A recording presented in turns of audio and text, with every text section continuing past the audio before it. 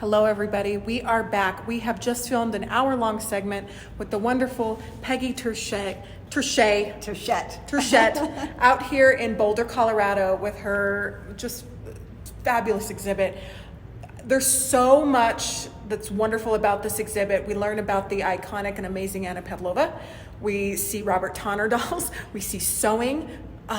So much history. I'm just beside myself on how much we just learned from you. Thank you. It's just my pleasure to share this with everybody. Yes, it's been incredible. So hello everybody that's tuning on. We're going to give you a second to get on the video. We are here because we are going to chat with our wonderful Peggy about 3 of her favorites that are in this exhibit. And so I love them all, but we're gonna see. So one of them is right over there. Peggy, tell us about this gorgeous doll. So let's show you guys the photo.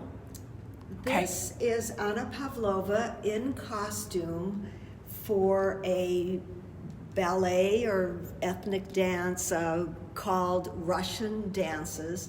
The costume was designed by Ivan Bilibin, who was the most famous Russian illustrator of Russian fairy tales.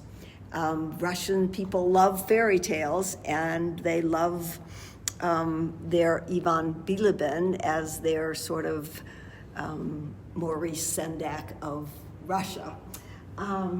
This costume, the original, was worn in July of 1910 to a house party in London where the King and Queen of London were in attendance. It was a hot July day. This costume weighed 40 pounds. Pavlova danced in it, and then the king loved it so much that he demanded an encore, and she almost fainted from the heat and exertion of dancing in such a heavy, hot costume on a very, very warm July afternoon. And what's the reason? And you told me also a personal reason. Yes. Well, my mom suffered from dementia the last 8 years of her life, and I spent a lot of time sitting with her, just sitting and being with her. And so I beaded this whole thing over a 6-month period when I was with my mother, and so every time I look at it, I think of my mom, and she's the one that taught me to sew at age 7, and I know she would have been so proud of me to see this exhibit. Proud of you, Peggy. Your mom taught you how to sew, and there is so much sewing and artistry and creativity that has gone into this exhibit. Our hour-long program is so inspirational and wonderful, but we are highlighting 3 of Peggy's absolute favorites. We must talk about the Dying Swan. Yes, the Dying Swan, to Camille Saint-Saëns's beautiful music in Carnival of the Animals, was Pavlova's signature role. It debuted in 1907, which is early in her career.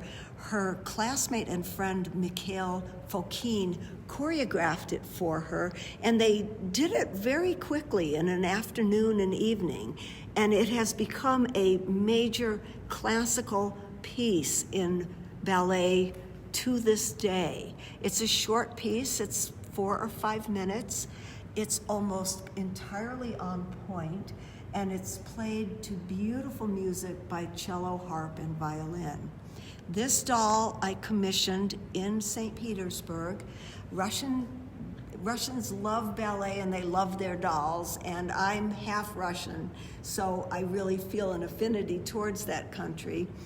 This newspaper is a real newspaper from 1907, the year that she debuted this dance, which would become her signature piece. And she performed it over 4,000 times? Yeah. That's amazing. 4,000, over 4,000. She performed this at every single performance she ever gave. And people just couldn't get enough of it. They absolutely loved it. And it is in the repertoire of classical ballet to this day. It's a beautiful piece, and it's to beautiful music, and it's been interpreted by every major ballerina since then, every major ballerina, from Anna Pavlova all the way to Misty Copeland, ballerinas have interpreted this. So almost every doll in here is a Robert Tonner, but this one is a. Do you know the artist in This Russia? was Amadis, was the name of the two people. I think they now live in the United States, but at the time they were in St. Petersburg. It's a husband and wife, and this is a resin ball-jointed doll, 24, 25 inches tall, with on-point feet. And as I said, she just came a couple months ago, and I had to make the costume. Another beautiful whispering apple made the beautiful bench that she's sitting on. I didn't want her to stand because I was afraid she might fall over. So I love it. And then I reproduced in 1/4 scale the music of Camille Saint-Saëns as well. Just wonderful. And so the last one we're going to talk about is Anna's final performance. Yeah. Isn't this so great, everybody? Usually they have ballet music playing in here too, but we turned it off so we could hear. But it's just wonderful. It's a free exhibit out here in Boulder, Colorado until January 12th. And we're open, the Dairy Art Center is open 7 days a week. It's in Boulder, Colorado. This is Autumn Leaves. This is a very soulful and sad ballet that Anna Pavlova choreographed herself to her favorite composer after Tchaikovsky, who was Frédéric Chopin. And before her time, people didn't think Chopin's music was ballet music or that you could dance to it. But she choreographed several different things to his music, and they were all very successful. Autumn Leaves is the story of a beautiful chrysanthemum that is blown about by the north wind in the late autumn, early winter. And she's saved by a poet who happens to come into the park or whatever. You know, this is the ballet, so anything can happen. This poet comes into the park, sees this chrysanthemum lying on the ground, and tries to raise it back up again, but its time is over. It's a flower.